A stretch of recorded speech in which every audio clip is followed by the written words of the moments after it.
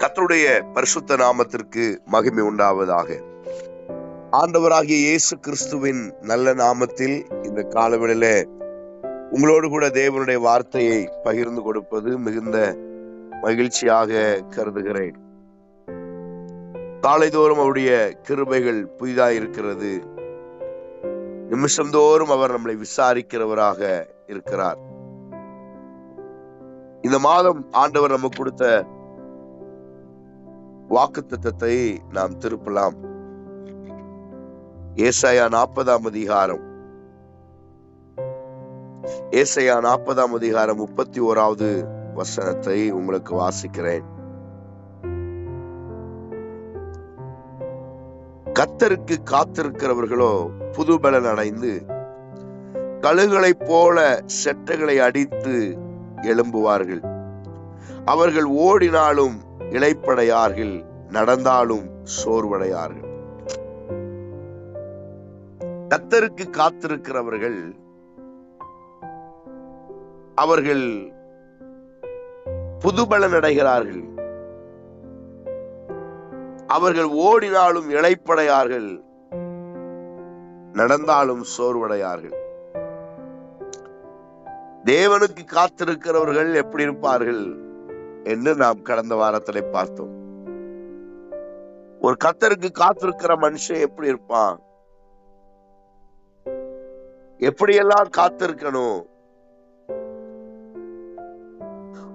ஒரு மனுஷன் தேவனுக்கு காத்திருக்கிறான் அப்படின்னா அவன் வாழ்க்கையில என்னெல்லாம் நடக்கும், அவன் எப்படிப்பட்டவனா இருப்பான் என்று நாம் கடந்த வாரத்திலே பார்த்தோம். யோசேப்பை குறித்து பார்த்தோம், எலியாவை குறித்து பார்த்தோம், யோபுவை குறித்து பார்த்தோம்.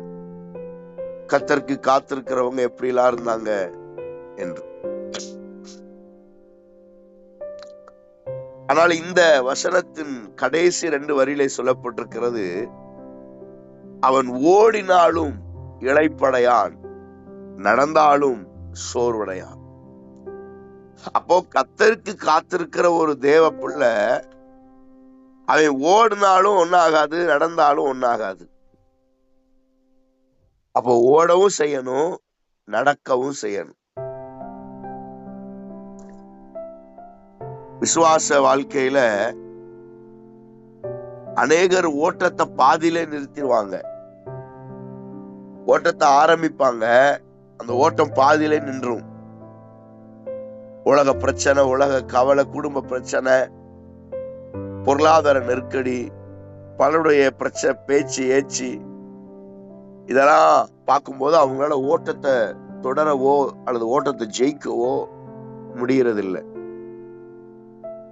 ஆனா 2 தீமோத்தேயு 4:7 சொல்லப்பட்டிருக்கிறது. பவுல் சொல்றாரு, நல்ல போராட்டத்தை போராடினேன், ஓட்டத்தை முடித்தேன். அப்ப என்ன அப்படின்னா, கர்த்தருக்கு காத்திருக்கிறவன் அவன் ஓடினாலும் இளைப்படைகிறது இல்ல, நடந்தாலும் சோர்வடைகிறது இல்ல. அவன் ஓட்டத்தை வெற்றியா முடிக்கிறான், ஜெயத்தோடு, ஆசீர்வாதமா, நன்மையா. ஏன்னா ஓட்டம் ஜெயிக்கிற ஓட்டம், தோல்வி கிடையாது. ஒரு கேம்ல ஜெயிக்கவும் செய்யலாம், தோக்கவும் செய்யலாம். ஆனா நம்முடைய ஆவிக்குரிய ஓட்டத்துல எப்படி தோல்வியா ஜெயமா அப்படின்னு நீங்க கணக்கெடுத்தீங்கன்னா, ஒரு குத்து சண்டையா இருக்கட்டும், யாரையாவது அடிக்கிறாங்க அப்படின்னா அடிச்சு கீழே தள்ளி விட்டு மயக்க நில இருக்கிற மாதிரி இருந்துருவான். அடிச்சவன் மேல ஏறி படுத்து காலை தூக்கி பிடிச்சுக்கிடுவான். அம்பையர் ஒருத்தர் இருப்பார், ரெஃப்ரி, அவர் 3 தடவை தட்டுவார். 3 தடவை தட்டும் போது அந்த நபர் காலக்கைய உதறிட்டான்னா திரும்பவும் அடிக்கணும். இல்ல அப்படின்னா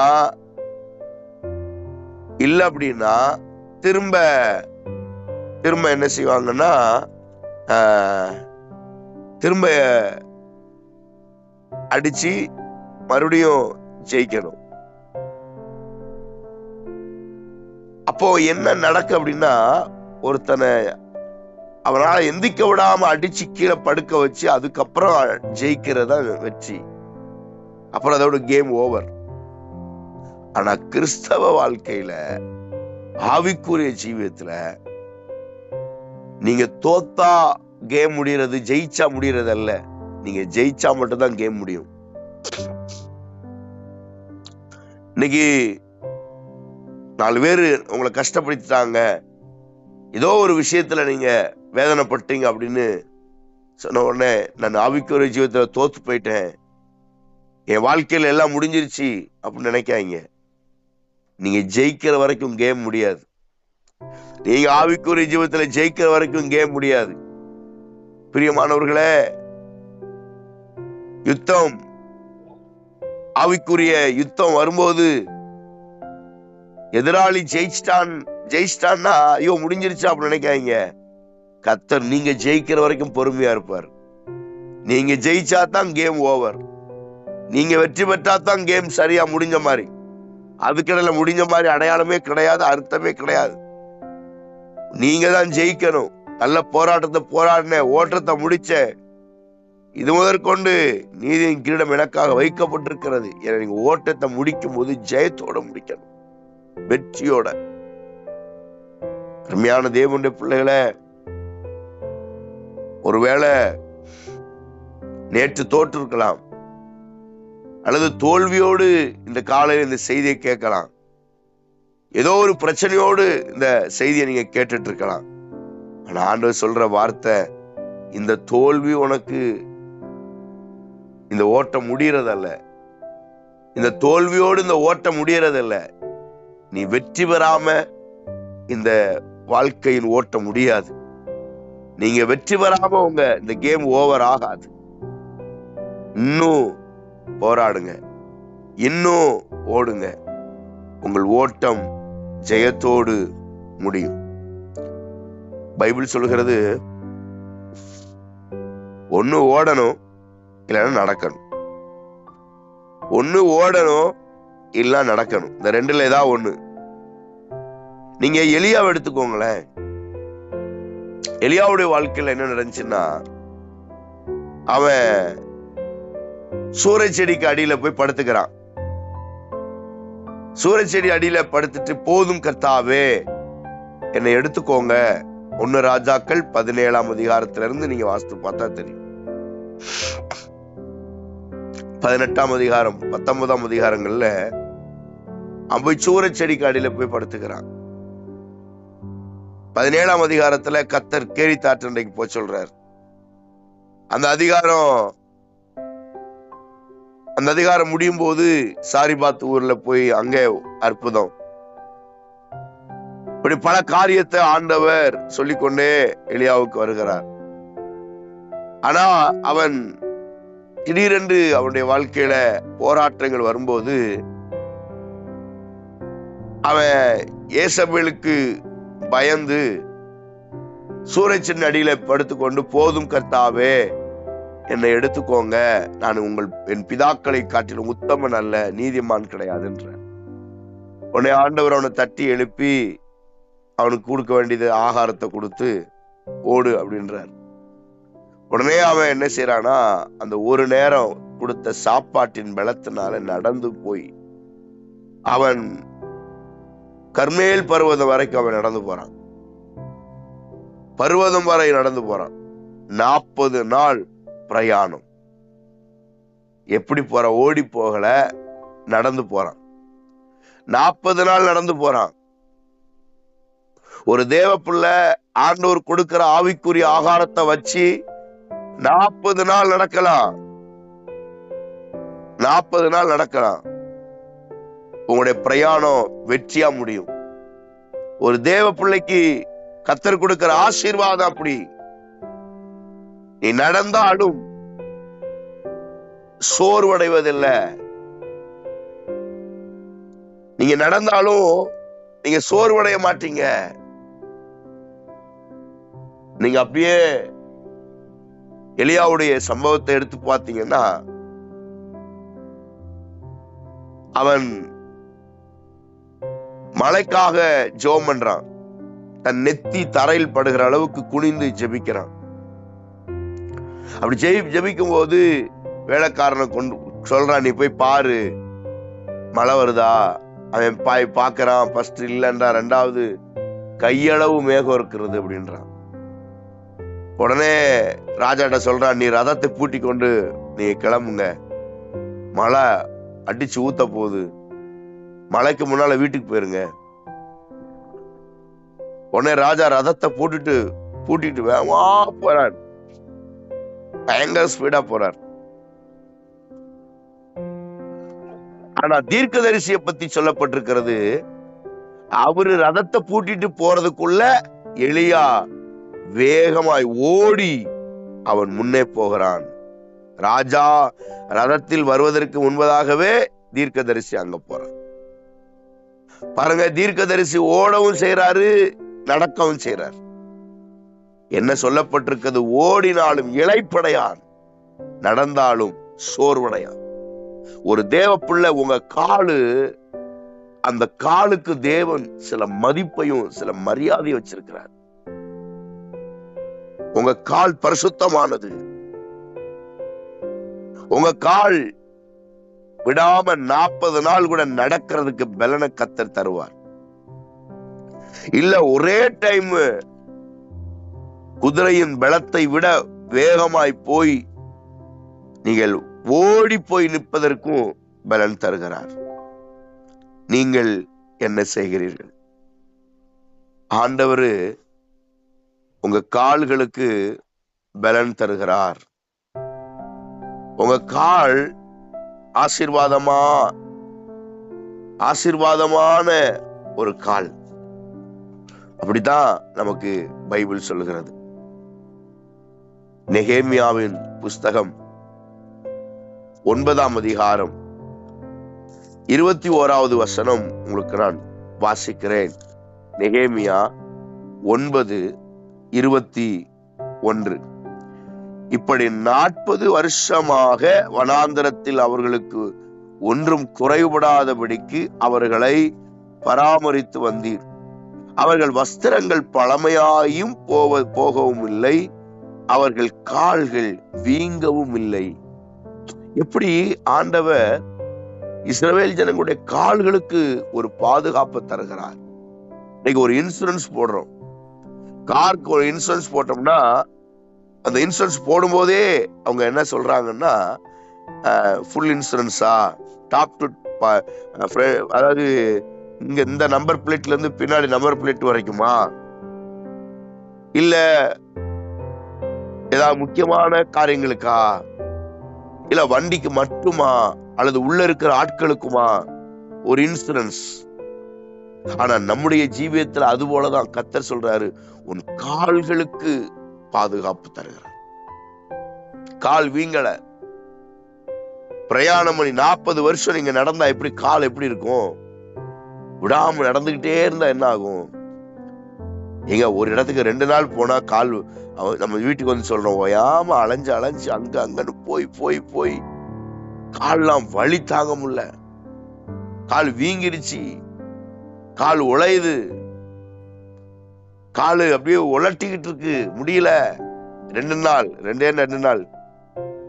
அதுவும் ரொம்ப தூரம் இல்ல, கார்லயே போவீங்க, உள்ளுக்குள்ளே தான் அலைவீங்க. அதுக்கு அப்படி. ஆனா வேதம் சொல்லுகிறது, இஸ்ரவேல் ஜனங்கள் வனாந்தரத்துல 40 வருஷம் நடந்து வந்த போது அவர்கள் கால்கள் வீங்கவில்லை. அதனாலதான் கர்த்தர் சொல்றார், கர்த்தருக்கு நீ காத்திருந்தா உனக்கு புதுபலன், கால்களுக்கு புதுபலன், உன் கைகளுக்கு புதுபலன், நீ நினைக்கிற எல்லாவற்றுக்கும் புது பலனை கர்த்தர் தருகிறார். கால் ரொம்ப முக்கியம். பைபிள் சொல்லுகிறது, கால் ரொம்ப முக்கியம். பிரியமானவர்களே, இந்த கால வேளையில உங்கள் கால், தேவன் ஏன் உங்க காலை குறிச்சு ரொம்ப அக்கறைப்படுறார்? உங்க காலுக்கு என்ன மரியாதை தர்றார்? 3 காரியம் பார்த்து ஜெபம் பண்ணும். ஆபகுக் தீர்க்கதரிசன புஸ்தகம் 3ஆம் அதிகாரம் ஆபகுக் தீர்க்கதரிசி எழுதின 3ஆம் அதிகாரம் 19வது வசனத்தை உங்களுக்கு நான் வாசிக்கிறேன். ஆண்டவராகிய கர்த்தர் என் பலன், அவர் என் கால்களை மான்கள் காலை போலாக்கி உயரமான ஸ்தலங்களில் என்னை நடத்தி நடக்க பண்ணுவார். மான் கால்கள் போல உங்க காலை வைப்பாராம். சாதாரணமா சொல்ல, மானை போல. மான் எப்படி ஓடுகிறது, மான் எவ்வளவு ஸ்பீடா ஓடுகிறது, அந்த மான் மாதிரி உங்க காலை தேவன் மாத்துகிறார். இந்த காலையில இந்த செய்தியை கேட்கிற தேவ பிள்ளைய, கால் வலிக்குது, நடக்க முடியல, கால் வீங்கி இருக்குன்னு ஏதாவது இப்ப செய்தியோட இப்ப நீங்க நினைச்சுக்கிட்டு இருந்தீங்கன்னா, இந்த செய்தி முடியும் போது உன் கால் மான் கால்களை போல கர்த்தர் மாற்றுவார். கால் வலி மாறும் இயேசுவின் நாமத்துல. கால் வலியில ஒரு விடுதலை கர்த்தர் தருவார். கால் வலியை மாத்த தேவனால் முடியும். ஆண்டவர் சொல்றார், உன் கால் மான் கால்கள் போல ஆகும்.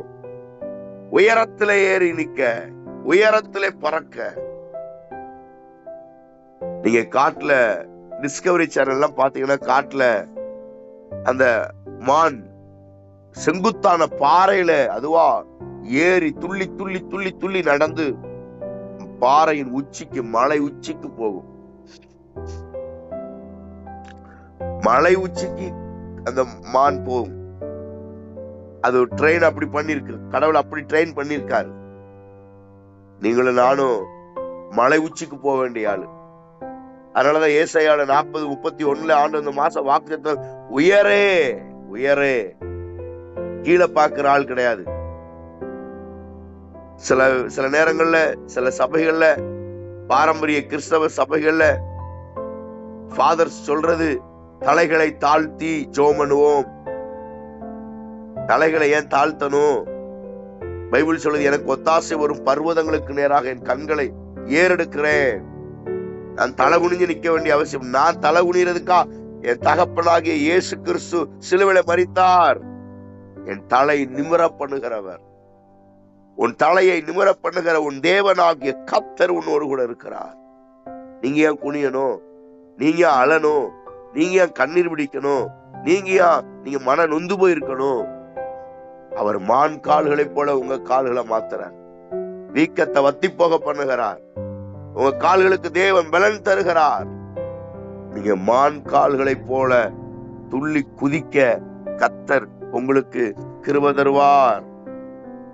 அருமையான தேவனுடைய பிள்ளைகளே, மான் கால்களை போல உங்களுக்கு ஆண்டவர் மாற்ற, உங்க காலை பலப்படுத்த கர்த்தர் உண்மை உள்ளவராயிருக்கிறார்.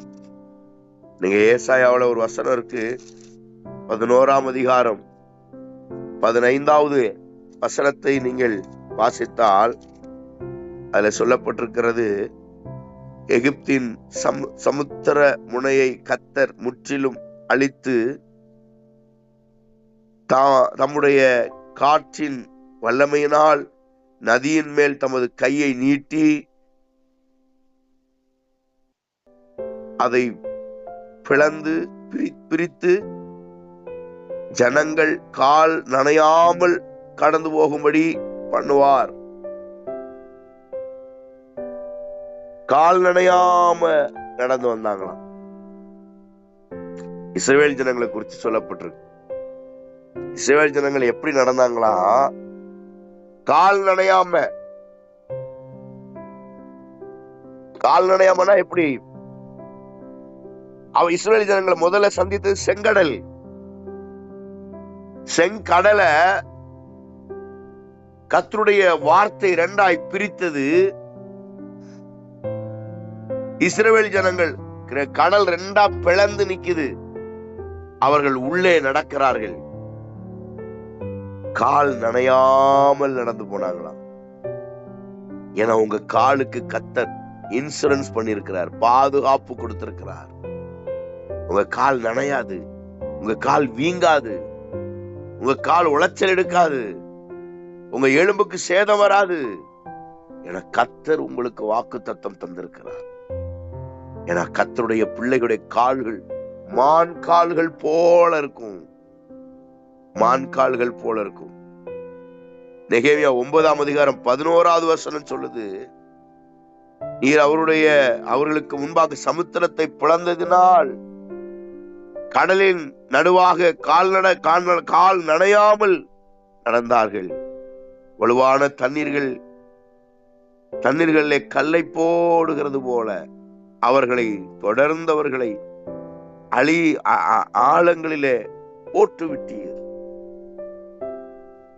நெகேமியா சொல்றான், கடலை 2ஆ பிரிக்கும் போது இஸ்ரவேல் ஜனங்கள் அதன் வழியாய் கால் நனையாமல் நடந்து போனாங்க. அப்படி நீங்க கால் நனையாம போவீங்க, கால் வீங்காம போவீங்க. பைபிள் அப்படித்தான் உங்களுக்கு வாக்குத்தத்தம் தருது. பாவத்தை தொடாம போங்க, பாவத்தை மேற்கொள்ளுங்க, சத்துருவின் கிரியைகளை ஓவர்டேக் பண்ணுங்க. நீங்க சகலத்தையும் செய்ய உங்களால முடியும். நீங்க சங்கீதம் 40:2 சொல்லப்பட்டிருக்கிறது,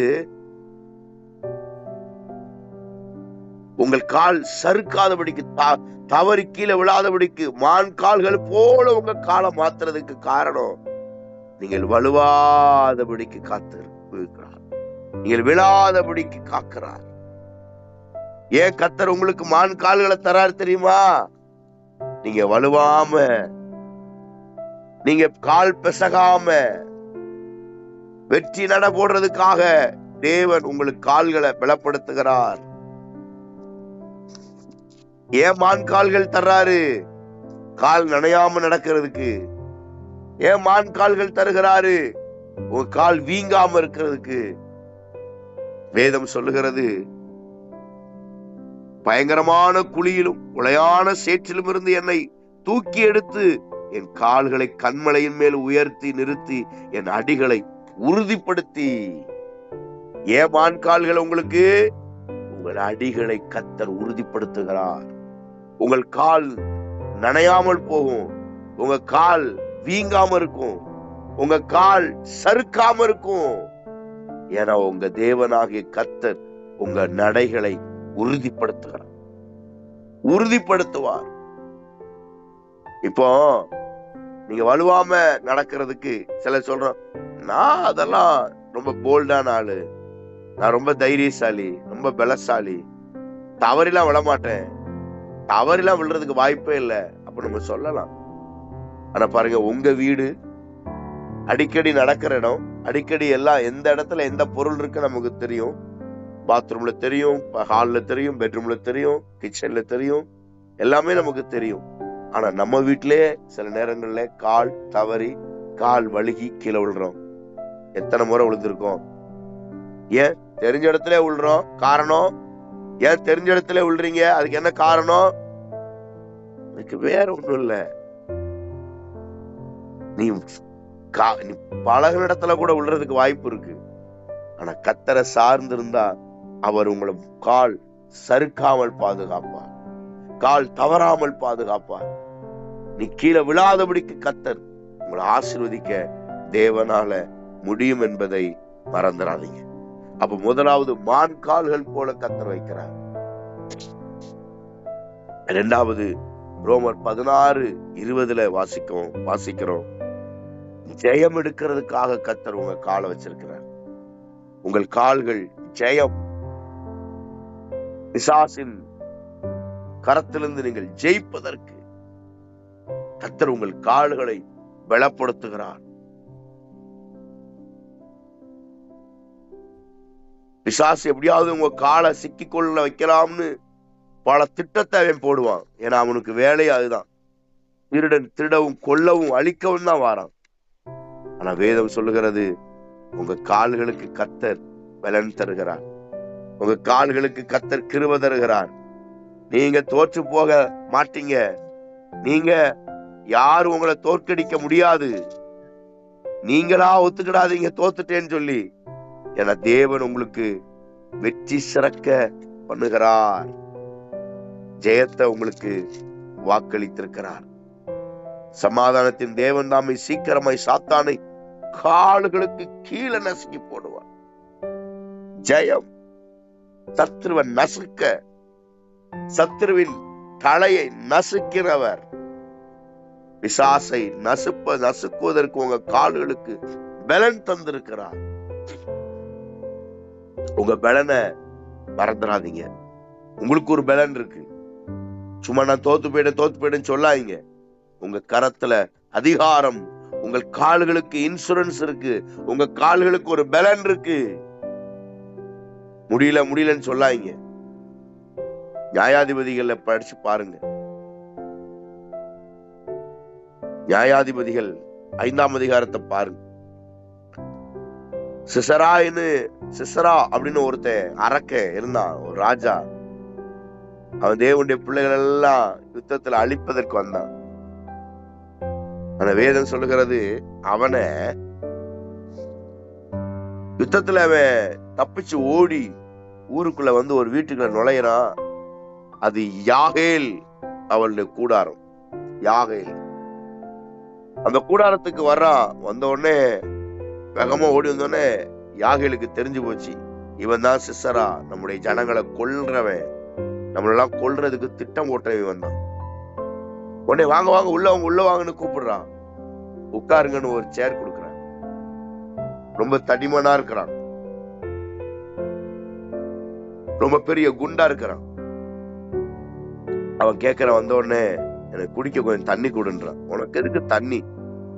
நான் நல்லா சுட சுட பால் காய்ச்சி தர்றேன். ஒரு ஜக்கு நிறைய பாலை கொடுக்கறான். நல்லா குடிக்கிறான். குடிச்சிட்டு அப்படியே படுக்கிறான். அல்ல பெட்ஷீட் எல்லாம் பொத்தி விடுறான், படுக்கிறான். அவன் படுத்த உடனே கூடார ஆணி எடுக்கிறான். சுத்தியல் கூடார ஆணி எடுத்து அவன் நெத்தியில வச்சு ஓங்கி சடார் 4 அடி அடிச்சு அப்படியே அவன் தலைய பூமியா உள்ள புதையிற அளவுக்கு அடிச்சிடறான். பைபிள் சொல்லுது, அவள் கால் பக்கத்திலேயே அவன் என்ன செஞ்சான்? விழுந்து செத்தான். ஒரு விசுவாசி சத்ருவின் தலையை கால்களுக்கு நசுக்கிற ஊழியத்துலதான் கத்த வச்சிருக்கிறார். உங்களை அழிக்க நினைக்கலாம், உங்க குடும்பத்தை அழிக்க நினைக்கலாம், உங்க பிள்ளைகளை, உங்க கணவனை, உங்க சந்ததியை, உங்க குடும்பத்துல அத்தனை பேரை பிசாசு அழிக்க திட்டம் போடலாம். ஆனா பிசாசின் தலையை நசுக்குவதற்கு தேவன் உங்களுக்கு பலன் தந்திருக்க, உங்க கால்களுக்கு பலன் தந்திருக்கிறார். உங்க காலுக்கடியிலே அந்த பிசாசை போட்டு நசுக்கி கொள்ளுவதற்கு கர்த்தர் உங்க காலுக்கு பலன் தருவாரா? ஒரே அடி அடிச்சு கொன்னு.